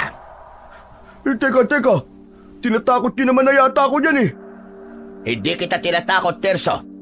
Nagsasabi lang ako sa'yo ng totoo. Ang pagnanakaw ay gawain lamang ng mga taong walang kontento sa sarili. Yung mga taong mapanlamang. Yung taong hindi masaya sa kung ano lang ang meron siya. Hindi naman po yun tungkol sa luho. Kaya ako nagawa yun, eh. Dahil balak ko pong bumili ng baril para hanapin si tatay. Hindi ko naman po akalain na ganito pala ang mangyayari, eh. Matagal ka nang nagnanakaw, Tirso. Kaya wag mo nang gamitin ang dahilan ng tatay mo para makagawa ka ng kasalanan. Isa pa, kaibigan mo si Aris. Sana naman Natauan ka sa mga nangyari. Teka, sandali nga, bakit naman napunta sa akin ang usapan? Pambihira naman talaga, oo. Ako na lang palagi. Maya-maya pa ay biglang nagsalita ang binatang si Aris at nagpasya na handa na siyang subukan ang kabal na sinasabi ni Lolo Igme. Lolo Igme, sige ho, payag na ako. Gagawin ko na po ang sinasabi niyo. Handa po akong uminom ng alak. Gusto ko pong subukan ang bisa ng kabal. Sigurado ka na ba dyan, ha, Aris? Opo, kailangan ko po itong gawin para sa mga taong kailangan nating iligtas. At lalong-lalo na para sa mga magulang ko. Sus! Sigurado ko na wala ka naman magagawa. Puro ka lang yabang eh. Sinasayang mo lang ang oras ni Lolo Igme. Dahil sa sinabing yun ni Tirso, hindi na nakatiis si Roy. Lumapit ito kay Tirso. Ang mahalaga, Tirso, sinusubukan ni Aris kung paano siya makakatulong sa maayos sa paraan. Hindi kagaya mo na magnanakaw para lamang makahanap ng solusyon sa problema. Para saan ba ang ginagawa mo, ha? Hindi ba't idinamay mo pa nga si Aris sa kalokohan mo? Lintik ka? Teka, sandali nga. Bakit niyo ba ako pinagtutulungan? Kanina pa yung nangyari ah. Tapos na yun. Pinagsasabihan ka lang ni Roy, Tirso. Totoong sinasabi niya, kaya manahimik ka na lang. Hindi ko kailangan yun. Sige na, pagkampihan na kayo dyan. Ang hirap sa inyo eh. Palaging ako na lamang ang masama sa paningin nyo. Ang mabuti pa, magkanya-kanya na lang tayo. Teka, saan ka pupunta, Tirso? Huwag kang lumabas. Delikado pa ang umuwi. Wala na akong pakialam kung lapain pa ako ng mga gabunan. Ang mahalaga, hindi ko na makita ang mga pagmumukha ninyo. Nakakabwisit kayo. Hindi na napigilan ni Lolo Igme si Tirso nang umalis ito sa bahay. Naiwan ang tatlo na nag-aalala sa kaligtasan ng kaibigan. Paano na? Umalis na po si Tirso. Baka mapahamak po siya, Lolo Igme. Pabayaan mo siya, Aris. Masyadong matigas ang ulo niya. Kung siya nga na mismong may katawan, hindi nag-aalala para sa kanyang sariling kaligtasan, tayo pa kaya? Wala na tayong kasalanan kung merong mangyaring masama sa kanya. Hala, sige na, Aris. Maghintay ka rito at kukuha lang ako ng alak sa aparador ko. Saglit lang. Saglit na umalis nga ang matanda at pagbalik ay hawak na nito ang isa pang garapon na may laman na kulay pulang likido. Inilapag muna ng matanda ang garapon sa ibabaw ng lamesa, saka naglagay ng alak sa baso at iniabot kay Aris. Sige na, inumin mo na itong alak. Nag-aalangan na tinanggap ni Aris ang baso, saka diretsyong ininom yun. 3 lagok ang ginawa niya, saka muling ibinigay kay Lolo Igme ang baso. Pakiramdaman mo at sarili mo. Sa oras na bigla ka mahilo, sabihin mo agad sa akin. Ngunit kung ang mararamdaman mo naman ay pag-iinit ng katawan at pananakit ng balat, ang ibig sabihin nun ay karapat-dapat ka sa kabal. Habang pinakikiramdaman ni Aris ang alak sa loob ng kanyang tiyan, si Roy naman ay matyagang naghihintay sa reaksyon ng katawan ng kanyang kaibigan. Ganon din si Lolo Igme na bakas ang pag-aalala sa muka.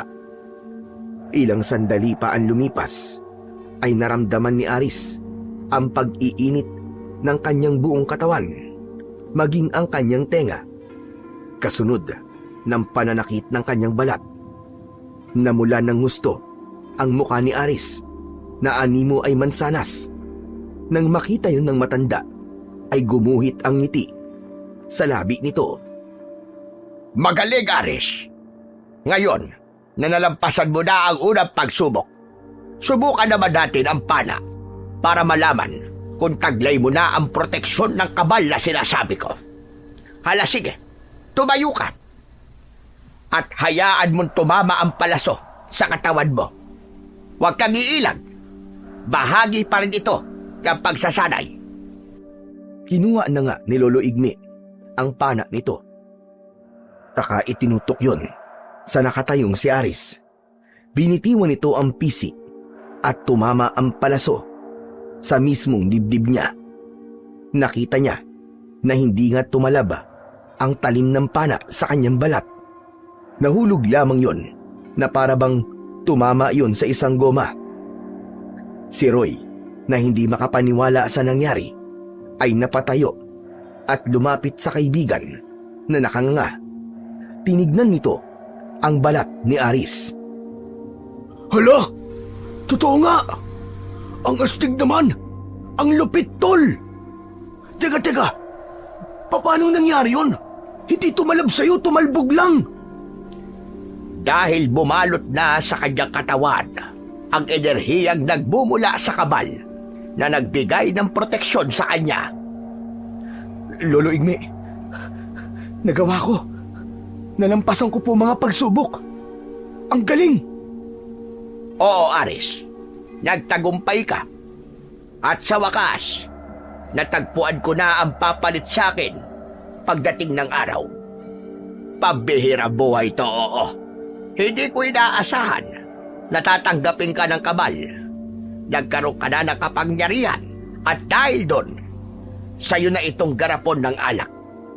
Pati na rin itong pana. Pagkatapos mag-usap ng tatlo sa mga dapat nilang gawin, ay nagpahinga na sila at natulog. Kinabukasan ay agad silang nagpaalam kay Lolo Igme upang bumalik sa kanilang bahay. Habang naglalakad ang may kaibigan, ay pinagmasdan ni Aris ang hawak niyang pana at 2 garapon. Saka itinuon ang atensyon sa kanilang dinadaanan. Ngunit biglang tumigil sa paglalakad ang kaibigan niyang si Roy. Tol, tignan mo, oh. Maraming tao sa unahan ng daan natin. Ayun, oh. Halika, tignan natin, Roy. Bilis! Malalaki ang hakbang na nilapitan ng magkaibigan ang pinagkakaguluhan ng mga tao at nagulat sila nang makitang merong lalaki na nakahandusay sa gilid ng daan. Pugot ang ulo nito na hindi na halos makilala dahil nagkalasog-lasog na ang katawan nito, habang ang dugo ay nagkalat naman sa lupa, pati na ang mga lamang loob. May bakas pa ng panlalaban ng biktima sa nilalang na umatake rito. Inilinga ng magkaibigan ang paningin sa paligid at sa dulo ng daan ay meron din pinagkakaabalahan ang mga tanod. Meron pang isa na namatay sa kabilang gilid ng daan. Bigla ang pagbundol ng kaba sa dibdib ni Aris. Yun ang sinabi ni Lolo Igme na palatandaan ng muling paggasik ng lagim ng mga aswang na gabunan. Nagkatinginan ang magkaibigan na sina Roy at Aris. Biglang bumakas sa kanilang anyo ang pag-aalala para sa kaibigan nilang si Tirso, lalo pa at mag-isa lang itong umalis kagabi. Anak ng, sana walang nangyaring masama kay Tirso kagabi. Sana mali tayo ng hinala, Roy. Anak ng teteng, oh. Kailangan kong puntahan si Tirso para malaman natin kung talagang ligtas siyang nakauwi kagabi. Bigla tuloy akong di mapalagay. Sana nga, nagkakamali lang tayo ng iniisip. Mabuti pa nga, puntahan mo siya sa bahay nila. Tiyakin mo na nandun siya. Sige na, tara na tol, umalis na tayo rito. Nagmamadali na umalis ang dalawa sa lugar na yon. Pagkalipas ng ilang minutong paglalakad, ay narating nila ang bahay ni Aris. Roy, kailangan kong tulong mo. Mukhang tama si Lolo Igme. Batay sa katawan ng biktima kanina, magsisimula na ang mga gabunan. Hikayatin mo ang mga tao na maging handa sa pagsalakay ng mga aswang mamayang gabi. Pero tol, paano kung di sila maniwala sa akin? Anong gagawin ko? Di bali tol, ang mahalaga, pinaalalahanan natin sila. Kailangan natin magsakripisyo, alang-alang sa kaligtasan nilang lahat. Agad na sumunod si Roy sa sinabi ng kaibigan niyang si Aris. Naiwan naman siya na nagbabad ng palaso sa langis na may kabal. Pagkalipas ng ilang oras, ay sumapit na ang gabi. Sunod-sunod na katok sa pinto ang narinig ni Aris, kasunod ng pagtawag sa kanya ni Roy. Tol! Tol, bilis! Buksan mo ang pinto! Tol!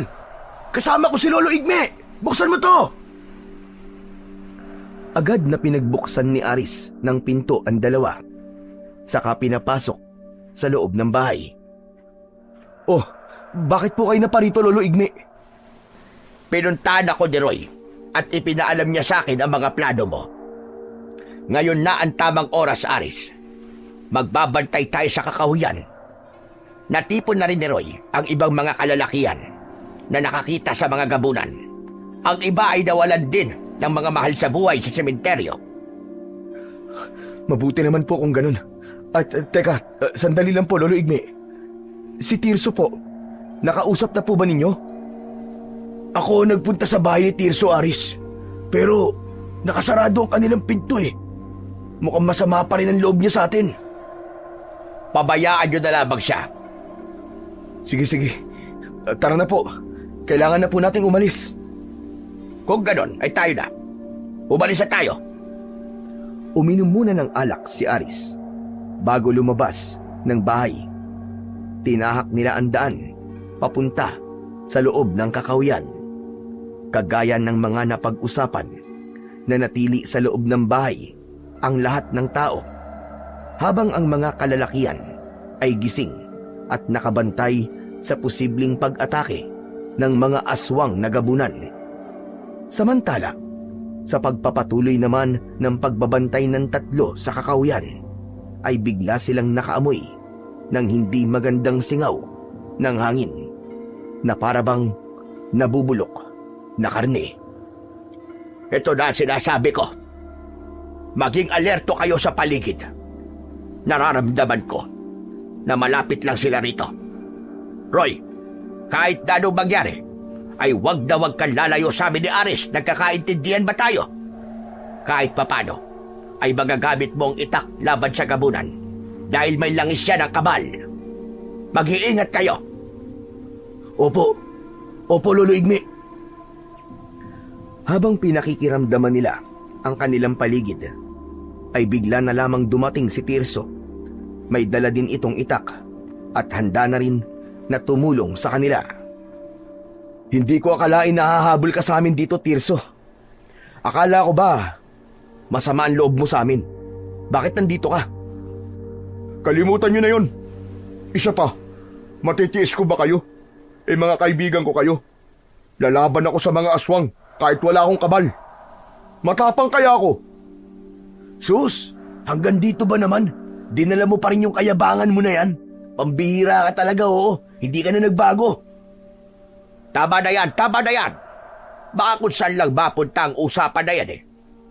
Ang mabuti pa, pakiramdaman nyo na lamang ang paligid. Huwag kayo masyadong maingay. Kayong dalawa, Roy at Tirso, huwag na huwag kayong pakakalbot sa mga gabunan na. Alalahanin ninyo na wala kayong proteksyon sa katawan. Wala kayong kabal. O siya, sige. Tara na. Doon tayo sa bandaron na malapit sa kakahuyan. Mas lalong nilakihan ni Aris ang paghakbang, habang unti-unti rin ang paglapit ng mga naririnig nila na kaluskos sa kanilang paligid. Sinubukan ni Aris na hilahin ang tali ng pana. Itinutok yun sa kakahuyan.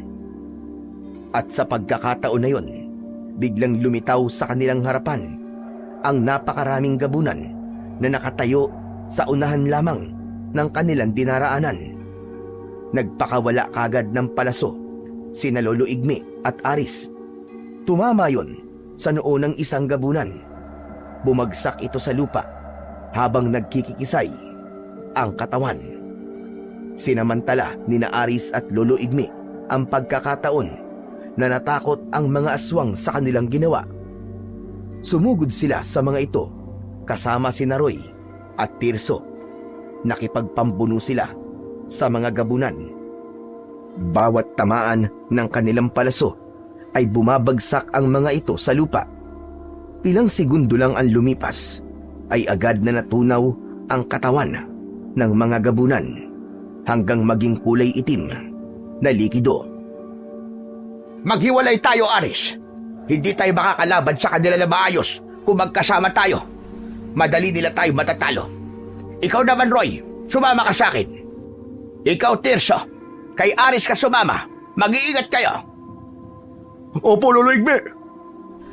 Nang humiwalay sa kanila ang dalawa, ay nagsimula naman sina Tirso at Aris sa pagharap sa iba pang mga gabunan.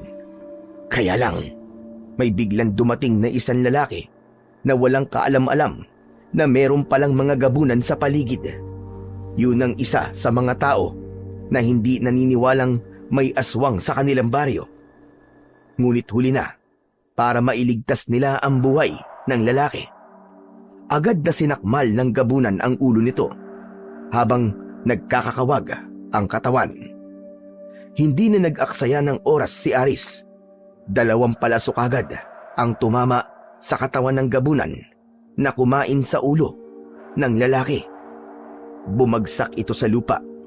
Dala ng galit ng binata, nilapitan niya ito at malapitan na pinana ang noo. Tumagos yun hanggang sa lupa.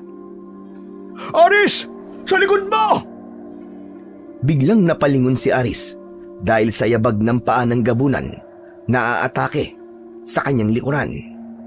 Agad niyang binunot ang palaso sa katawan ng aswang na nakahiga sa lupa. At yun ang ginamit niyang pansaksak sa papalapit na gabunan. Itinarak niya ang talim ng palaso sa mismong noo nito. Umangil ng masakit sa tenga ang gabunan hanggang sa tuluyang natunaw at naging kulay itim din na likido. Nang mawala ang ingay ng mga kalaban, isa-isang inipon ni Aris ang mga palaso para gawing bala ulit. Maya-maya pa ay napansin niyang lumapit na rin sa kanila sina Lolo Igme at ang kaibigan niyang si Roy. Habang habol ang hininga. Akala nila ay tapos na ang laban ng mga sandaling yon. Subalit nagulat sila nang makita ang 3 nilalang na biglang lumitaw mula sa madilim na bahagi ng kakauyan. Nanlaki ang mga mata ni Aris nang makilala ang kanyang mga magulang. Diyos ko! Nay! Tay! Lolo Igme! Ano po nangyari sa kanila? Bakit naging ganyan po ang mga itsura nila? Nay! Tay! Huwag ka maingay. Kagaya ng mga sinabi ko sa simula pa lang, Aris, binuhay sila ng pinuno ng gabunan.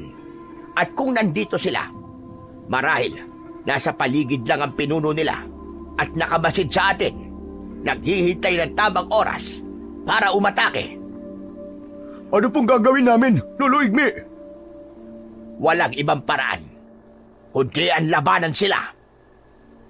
Teka. Kalokohan to eh. Imposible po ang sinasabi niyo, Lolo Igme. Hindi ko po magagawang sakta ng mga magulang ko. Hindi ko kayang gawin yun. Siya nga naman po, Lolo Igme. Wala na po bang ibang paraan? Wala nang ibang paraan, Roy. Wala na silang pakiramdam dahil matagal na silang patay. Kumikilos na labang sila dahil sa utos ng pinuno nila. Hindi magtatagal. Magiging halimaw na rin sila kagaya ng gabunan. Kaya kung mahal nyo ang mga magulang nyo, gawin nyo kung ano ang nararapat para hindi sila tuluyang makagawa ng kasamaan at magamit ang kanilang katawan sa paghahasik ng lagim. Teka, imposible yun eh. Hindi ko kaya. Hindi po talaga maaari ang gusto nyo, Lolo Igme. Hindi ko kayang gawin yun sa mga magulang ko. Pero hindi na sila ang nanay at tatay mo, Aris. Kampon na sila ng kadiliman. Naluluwa ang mga mata na napatingin na lamang si Aris sa itsura ng kanyang mga magulang. Nang mga sandaling yon, ay hindi malaman ni Aris ang kanyang gagawin. Gulong-gulo siya. Nagkakatinginan sila ni Tirso dahil maging ito ay nalilito na rin sa mga nangyayari. Habang si Lolo Igme ay itinaas ang pana at tinutukan ang tatlong nilalang na dahan-dahan na humahakbang papalapit sa kanilang kinaroroonan. Habang lumalapit ang mga ito, ay unti-unti na rin na nagbago ang mga anyo nito. Isang tagpo na mas lalong nagpahirap sa kalooban ni Aris. Hindi. Hindi maaari to. Nay, tay ako to. Tay, huwag kayo lalapit. Nakikiusap po ako sa inyo. Ako po ang anak nyo, tay. Nay, ako po to si Aris. Anak nyo po ako. Nay, tay, huwag niyong gawin to. Aris, sa tingin ko tama ang sinabi ni Lolo Igme. Hindi na nila kayo makikilala dahil hindi na sila mga magulang nyo. Isa na silang halimaw. Isa na silang gabunan. Kapag hindi pa kayo kumilos, tayo ang papatay nilang panigurado. Wala lang ibang paraan, kundi ang labanan sila at patayin. Sige na, bilisan nyo na. Kailangan nyo silang tapusin. Pagkasabi nun ni Lolo Igme, ay mabilis nitong binitiwan ang tali ng pana, kasabay ng pag-atake ng mga ito sa kanila. Nagbago rin ang anyo ng mga ito at bumuka ang malalaki nitong bunganga. Wala na ngang nagawa ang binatang si Aris, kundi ang patamaan din ng palaso ang kanyang mga magulang. Tinamaan ng kanyang ina sa dibdib at tumagos yun hanggang sa likod, habang ang kanyang ama ay pinatamaan naman niya ng palaso sa gitna ng ulo nito. Magkakasabay ang mag-asawa na bumagsak sa lupa, habang si Mang Ipi naman na tatay ni Tirso ay hindi nito magawang saktan. Kaya naman si Lolo Igmina ang pumana kay Mang Ipi. Kaya naman, nang tuluyan nilang napabagsak ang mga ito, ay lumapit sina Aris sa kanyang mga magulang. Pareho silang umiiyak ni Tirso, habang si Roy naman ay nakahawak sa balikat ng dalawa nitong kaibigan. Maya-maya pa ay biglang lumakas ang hangin. Ang kanina na pag-iyak ni Tirso ay biglang napalitan ng malalakas na halakhak. Napaatras kagad si Lolo Igme at itinutok ang pana kay Tirso. Aris! Roy! Lumayo kayo sa tabi niya! Pambihira! Bakit hindi ko kagad naramdaman ang presensya niya? Hindi na siya si Tirso! Siya ang pinuno ng mga gabunan! Bilisan niyo! Lumayo kayo sa kanya! Papatayin kayo dyan! Dahil sa pagkabigla ay hindi kagad nakakilos si Aris, kaya nasakal kagad siya ni Tirso. Ganon din si Roy na nabitiwan pa ang hawak-hawak na itak dahil sa labis na takot. Ang tatanga nyo talaga. Ang dali niyong pasakayin sa lahat ng pagpapanggap ko. Pinatay ko na ang kaibigan nyo nang gabing umalis siya sa bahay ng matandang Igme. Hindi nyo ba nakilala ang katawan ng kaibigan nyo na basta ko nalang iniwan sa gilid ng daan? Mga wala talaga kayong kwenta. Mga inutil. Hayop ka. Hayop kang gabunan ka. Magbabayad ka. Demonyo ka.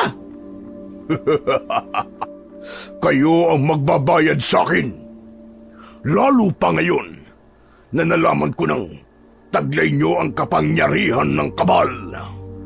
Pero hindi nyo ba alam na meron din kayong kahinaan na magagamit ko laban sa inyo? Kung hindi kayo maaaring tablan ng mga sandata dahil makunat ang inyong balat, sasakal ko kayo papatayin. Ito na ang magiging katapusan ng ipinagmamalaki niyong kapangyarihan. Bitiwan mo sila, hayop ka, demonyo ka! Kung hindi, patatamaan ko ng palaso ang ulo mo! Sinasabi ko sa'yo, hindi ako nagbibiro! Subukan mo, tanda! Subukan mo! Patamaan mo ko ng palaso. Tignan ko lang kung tatablan ako ng walang kwenta mong pana. Hindi na nga nag-aksaya ng oras si Lolo Igme. Agad nitong pinatamaan ng palaso ang noo ng kalaban. Ngunit tumigil lamang yon sa ere. Wala ka nang magagawa, tanda. Nakalimutan mo na ba na taglay ko ang kapangyarihang itim? Kaya naman, ibabalik ko sa'yo ang panang pinakawalad mo. Saluin mo, tanda! Mula sa harapan ni Tirso ay bumaling ang palaso paharap kay Lolo Igme. Kasimbilis ng hangin na lumipad yun at tumama sa dibdib mismo ni Lolo Igme. Napasigaw si Naroy at Aris nang makitang bumulwak ang dugo mula sa dibdib ng matanda na si Lolo Igme. Napaluhod sa lupa si Lolo Igme at nanginginig ang kamay na binali ang dulo ng palaso. Wala kang laban sa kapangyarihan ko kahit may taglay ka pa ng kabal. Dahil sa sandata mismo na merong pinagsamang lakas ng kadiliman at pinagbabara ng kabal ay siya ring magagamit ko sa pagpatay sa'yo. Hindi mo man lang naisip na kapag merong kang binigyan ng kapangyarihan ng kabal na matagal mong iningatan, ay siya ring magiging dahilan ng kahinaan mo. Wala kang kwenta. Inutil! Hindi! Hindi totoo yan! Demonyo ka! Totoo, Igme! Totoo! Pagmasdan mo kung paano kung papatayin sa harapan mo ang dalawang binatang ito. Pipigain ko kanilang leeg. Unti-unti ko silang dudurugin hanggang sa mamatay sila. Naramdaman ni Aris ang paghigpit ng kamay ni Tirso sa kanyang leeg. Iba ang lakas nito at ang kuko nito ay unti-unti na rin na bumabaon sa kanyang leeg. Binitiwan niya ang pana, saka inipon ang lahat ng kanyang lakas at inatake niya ng isang malakas na suntok ang kaibigan niyang si Tirso. Ngunit hindi man lang ito natinag. Maya-maya pa ay unti-unting bumuka ng malaki ang bibig nito. Tangkasa ng lulunukin ang ulo ni Aris nang biglang tumama ang palaso sa loob ng bibig nito. Sa kabila ng panghihina ay nagawa pa rin ng matanda na gamitin ang pana. Sinamantala naman ni Aris ang pagkakataon na yon.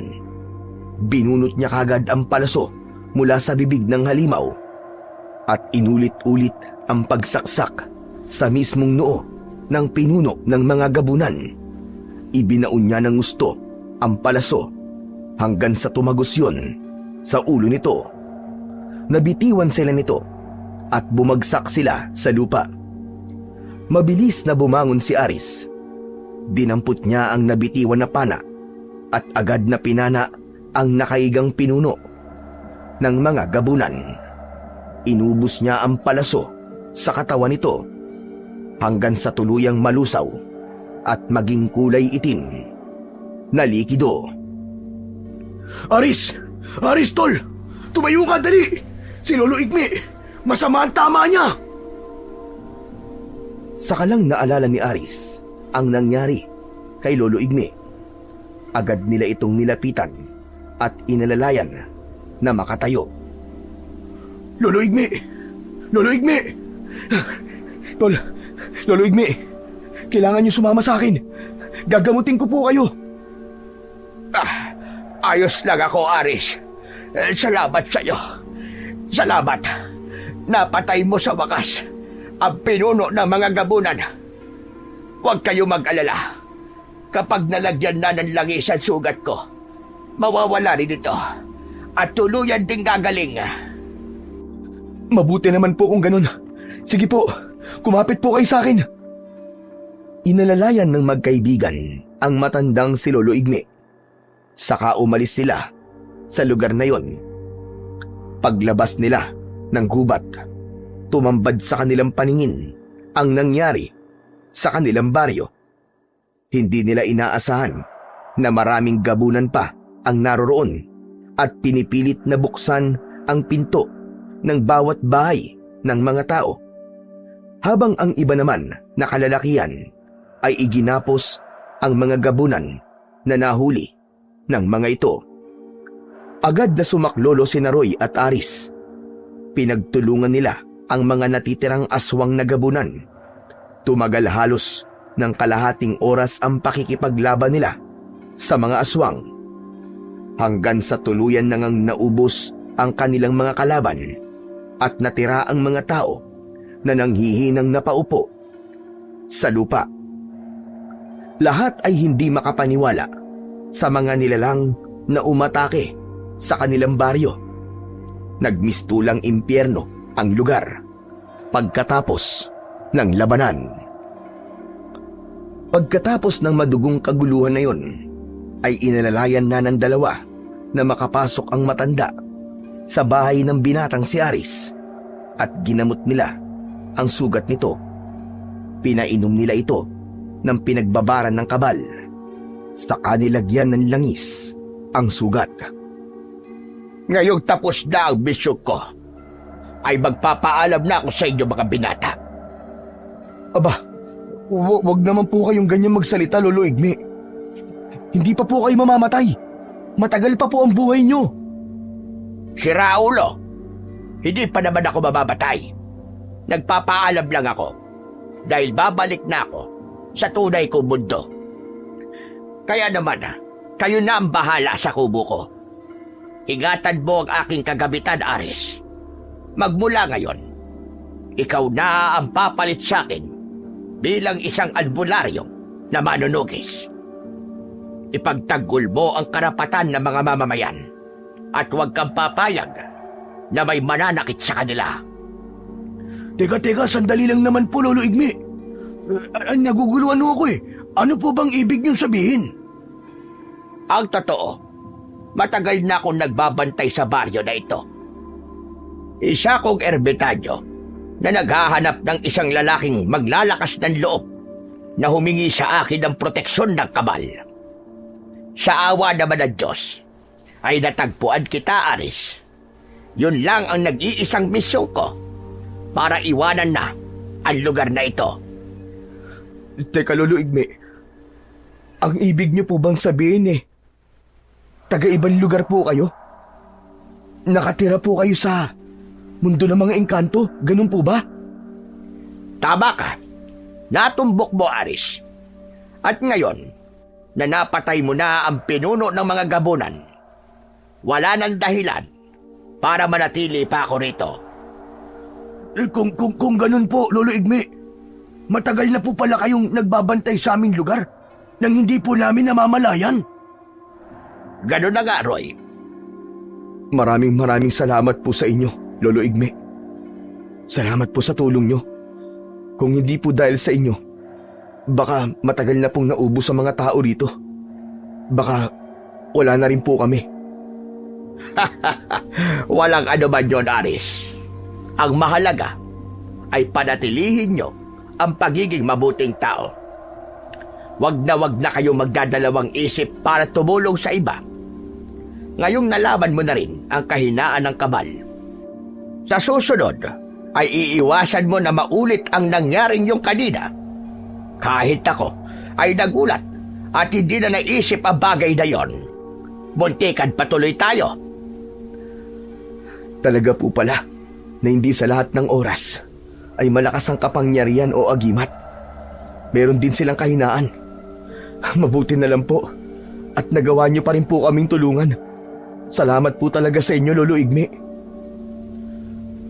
Akala ko po ba, kapag engkanto po malakas at kayang lumaban po sa mga aswang? Roy, hindi naman ako ang engkanto na may taglay na malakas na kapangyarihan na katulad sa kwento ng matatanda. Isa lamang akong ordinaryong engkanto na nangangalaga sa kabal. Kung wala yon, abay mahina ako. Sa mundo namin, hari at reyna lang ang may malakas na kapangyarihan. Ganun po pala. Akala ko po kasi may taglay po kayong kapangyarihan na kaya pong pumatay sa mga aswang. Naikwento ko na sa inyo. O siya, sige na. Ako'y aalis na. Yung mga ibiniling ko ha, magpakabait kayo maigi. Ingatan nyo ang inyong baryo. Saka ingatan nyo ang kabal. Kung wala yan, wala kayong magagawa sa puwersa ng kasamaan. At higit sa lahat, manumbalik kayo sa pananampalataya sa Panginoong Diyos na siyang pinakamakapangyarihan sa lahat, laban sa lahat ng uri ng kasamaan. Mula sa kanilang harapan ay lumitaw ang liwanag. Bumalot yun sa katawan ni Lolo Igme hanggang sa maglaho ang matanda at naiwan ang isang malaking tipak ng kahoy na sa tingin ni Aris ay ang kabal na matagal nang iniingatan ng matanda. Nagkatinginan silang dalawang magkaibigan. Bagamat may lungkot sa kanilang mga mata, ay nagpasalamat sila na kahit papano ay nakasama nila ang matanda sa laban. Samantala, pagkatapos ng kaguluhan sa baryo ng Hagonoy, ay bumalik ang katahimikan sa lugar. Si Aris ang nagpatuloy sa naiwan ni Lolo Igme bilang isang albularyong manunugis. Si Roy naman ay kasakasama niya palagi at katulong sa paggamot sa mga pasyente.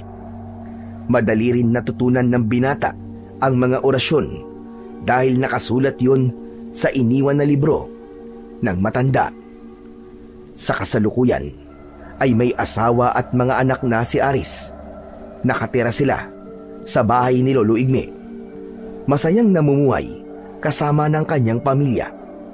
Sa tuwing makikita niya ang mga pana na nakasabit sa dingding, ay naaalala niya ang naging kabutihan ni Lolo Igme sa kanya. Habang ang kaibigan naman niyang si Roy ay nagpatuloy sa pag-aaral at ngayon ay isa ng ganap na pulis. Si Aling Corina naman, na nanay ni Tirso, ay umalis sa baryo nang malaman ang nangyari sa anak, hanggang sa tuluyan nang nawala ang kwento tungkol sa mga gabunan na sumalakay noon sa baryo ng Hagonoy.